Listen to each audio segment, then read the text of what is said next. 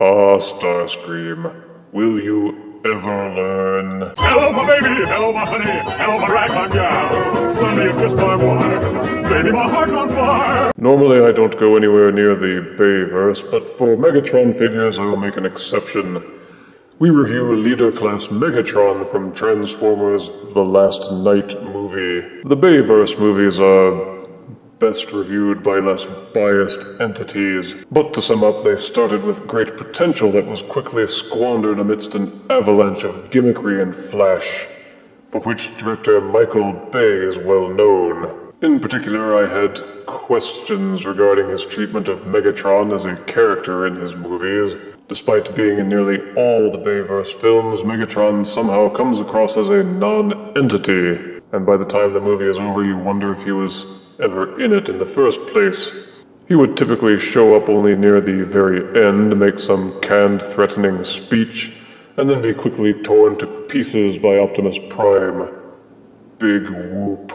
And the movie Megatron's appearance is almost nothing like Megatron as he was in Generation 1 or in later TV shows.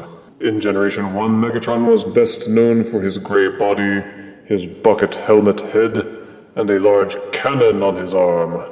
The Bayverse Megatrons, in movie 1 he looked like this, but the toy looked like this. The head especially was nothing like Megatron, with his bucket head replaced with what looked like a web of used Brillo. And fangs? Really? You thought he needed fangs to convey the fact that he was evil? And that level of non-Megatroniness was carried over to movie 2, movie 3, and movie 4. The box is now typical of Voyager and Leader class figures, a simple rectangular affair, with a see-through front panel that shows off the figure inside. Character art is on the front. There is an artist rendition on the side panel, along with multilingual titles so that nobody can mistake who he is. Merciless Tyrant. Studio shots of both modes are on the back, along with a second method to reconfigure the head. Other figures that they want you to buy are profiled off to the side, along with these mysterious glyphs. I don't need their secret decoder ring to know that they translate into "A fool and his money are soon parted." Anywho, let us open the box and review Megatron 5.0. Out of box, Megatron comes with his instruction booklet, a really awesome looking sword accessory. He also comes with 2 giant plastic Cheetos, which are meant to interface with the figure in ways which will be demonstrated soon. In fact, why wait? Simply jam the ends of the Cheetos into the tailpipe of Megatron's jet engines, and he looks like he's jetting along with flames spurting out of his backside. Don't snigger, Pearson. And this is Movie 5 Megatron in Alt Mode, a futuristic Cybertronian jet, which is what he was in Movie 1. Except in movie 1, he looked like warmed over sewage. Unlike all the other movie Megatrons, the Alt Mode actually looks like a vehicle this time. And the jet actually looks like a jet. The wingspan is nearly 16 inches, so it's guaranteed to take up a lot of shelf space. There is this small button on top of the jet, which you can push, and it should cause the front ends to split open and spring out, but they're held together by a tab. So just gently nudge it apart, and the front ends of the nose cone will split open to reveal this extendable cannon. Pretty slick. You may also stick in one of the giant Cheetos to make it look like the cannon is shooting fire at you, which admittedly is pretty awesome. There is a peg here on top of the jet, into which the sword accessory may be plugged for weapon storage, because what jet doesn't want to carry a giant honking sword on its back? Simply slide the barrel back in by pushing it, then reclose and re-tab the nose cone together to put it back into something a little more or less aerodynamic. An opening cockpit is included as part of the features for the Alt Mode, as well as this fold-out landing gear at the bottom. These little fins on the underside keep him from wobbling too much, but it would have been nicer to have some actual landing gear. There is plenty of sculpted detail for the jet mode, and for a change they did a decent job of hiding the robot parts on the underside, except again for the chest, which dangles below and doesn't have any landing gear built into it. The legs are actually decently disguised as jet engines, and while the robot arms can be discerned from the underside, from the top side, they do an excellent job of looking like a fuselage for the jet. Paint applications are kind of hit or miss. The parts that are supposed to look neat do look neat, but they tried to add some kind of silver double layer to simulate weathering on some parts, but instead of looking good, it just looks kind of sloppy. There are more glyphs on the wings and on the sides. Hopefully they read, "Bite me, Optimus." Beyond that, there are no features to the jet except for its impressive size, but the features it does have couples well with the fact that it just looks good. It has a nice spiky alien appearance without being too alien. To transform into robot mode, it's easiest to start with the arms. Fold in the landing skid. There's this small hatch up top that is attached to one of the arms. Loosen that one a little. The nose cone tabs into the ends of both of the forearms. Unhook it from these tabs that you see inside. When transforming to jet mode, it's always a good idea to line up these tabs, so that way you know that the hatch will close properly on top. Once these tabs are unhooked, the elbows of the robot will split apart fairly neatly. Split apart the forearm sections. Take the nose cone section and tilt it forward on this hinge. The nose cone has a tendency to split apart fairly easily when transforming. This hinge in here, you will need to swivel the nose cone section upwards until this part and this part are lying flush to each other. Flip out the robot hand from inside the forearm, and then rotate the nose cone section assembly with these two hinges until it is tucked inside the forearm to become Megatron's fusion cannon. You will see this tiny tab here, which clicks into a corresponding groove inside the forearm to let you know that it's firmly in place. Now it's safe to go ahead and let the nose cone spring apart and pull out the fusion cannon. You will need to rotate the upper shoulders outwards. To do that, you must get the chest piece out of the way first. Untab and unfold it from inside this section here. Once that is done, you can untab the upper shoulder from the jet and rotate them until they click into place, like so. Repeat for both sides. Close this panel on the side of the other forearm and rotate out his robot fist. Can't flip up the chest again yet. First, the wings. Unhook the back section. It has this accordion hinge set which holds it in place. Tilt it upwards. Swivel this hinge backwards and click the mid-thigh section together. You will see that they more or less resemble legs already. Rotate the upper thigh sections and bend the knees. Fold in these jet exhaust ports inside the feet. Close these wing panels on the back. Then tilt these three-toed thingies at the front of the feet to complete the legs.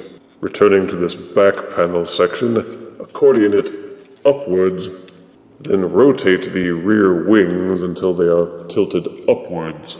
Take the jet engine covers and tilt them inwards. Untab these two sections from the wing and rotate them down. Once those sections have been untabbed, take this secondary hinge and rotate the wings fully up and out of the way. Take the entire assembly and tuck it so that this smaller wing is inside this little cubby hole. Repeat for both sides. This little notch section here should fold and tuck underneath the brace for the wing. It should also marry up with this notch section here and this groove. Take the sections that were untabbed from the main wings and fold them downwards like so. Then rotate the main wings down until they are lying flat and flush against the back. The engine sections should fit into these two indentations at the robot back. Now you may fix the chest assembly by rotating up and outward the robot head. There is an accordion set of hinges near the groin that angle upwards, and the chest section should lock and fit into and peg into this section fairly firmly. Rotate down the robot's shoulders. Rotate the forearms so that the fists are facing forward. Make sure that the hip/codpiece sections are folded downwards to cover Megatron's shame. And here is Leader Megatron in robot mode. He's still not the Megatron we're familiar with, but he's a darn sight better than the other Bayverse Megatrons. Colored dark gray and gold with some splattered silver highlights, he looks nicely imposing without being over the top. They were clever to turn the nose cone for the jet into Megatron's fusion cannon, so at least he has a big honkin' gun strapped to his arm. As with jet mode, the cannon can be pushed in and out and the side prongs can be closed, but why would you want to unless you wanted to make it kind of look like some sort of big huge spearhead? Just leave it as a gun and be content. Considering how wide the wings were in jet mode, they do a decent job of folding into a backpack, although it's still a bit noticeable. The head has some features.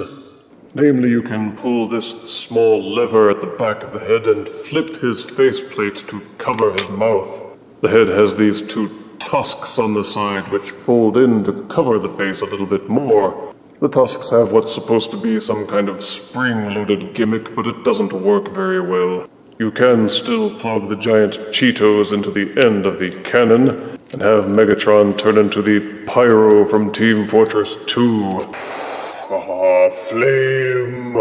The articulation is somewhat standard for a figure of this size, which is to say that it is impressive, but still has some things that are lacking. The head will rotate 360 degrees, though it does bump into the shoulder armor plates. You can also lean the head backwards slightly on its transformation joint. The shoulders will rotate 360 degrees, and they have a clever hinge built into the shoulder pad, which will allow it to splay in and out to a surprisingly large degree. Upper bicep rotation is included, and it will bend 90 degrees at the elbows. The hands will also rotate 360 degrees on a mushroom peg. They feel a little bit tight. They will also rotate in and outwards as part of the transformation. And it's a good thing they did this, because when you plug in the sword, the wrist rotation is one of the only ways that you can get him to look like he is wielding it effectively and to do those cross over the shoulder poses with his blade. The size of the fusion cannon means that you can't achieve full posing and rotation with it. There is no waist rotation, but because of the way he transforms, there was no way they could have done it. The hips have a ratcheted double hinge, which will allow you to kick forwards and backwards, and also splay in and outwards to a surprising degree. These hip shields tilt slightly, allowing you to get that splaying without having to force them out of the way. And the soft rubber loin armor does rotate up out of the way so that you can get those high kicks. A much appreciated addition, for while the hip armor may look cool, if it was stiff, it would interfere with the leg rotation and make him unplayable. Lower thigh rotation is included, and he will bend 90 degrees at the knee. The tips of the feet will flip up and down as part of the transformation. They were also wise to add a tilting set of ankles, so you can have him do those wide-angle stances and still keep his feet level on any surface that he's placed on. Full-size comparison, here is Leader the Last Knight Megatron next to Revoltech Megatron. Here is the Last Knight Leader Megatron next to Hero Mashups Megatron. And here is the Last Knight Leader Megatron next to Transformers Titan Return Legends Bumblebee.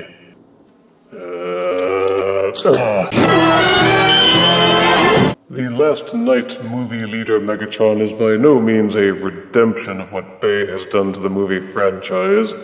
Most of the films are all flash and no substance, and most of the toys were unremarkable.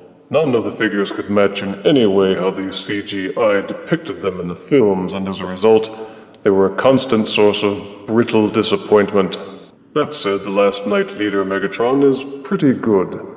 Positive aspects include a lot of detailing, good articulation, a wicked, awesome sword, and some playability gimmicks that keep him from being just a brick. Negative aspects include some kibble, strangely slopped-on silver paint, a weak spring face gimmick, constantly popping gun gimmick, and he takes up maybe a little too much space in jet mode. Nevertheless, Leader Megatron receives 7 out of 10 deaths. He's no masterpiece, but he'll do. If you refuse me, honey, you lose me. Then you'll be left alone, oh baby. Tell them all and tell me I'm your own.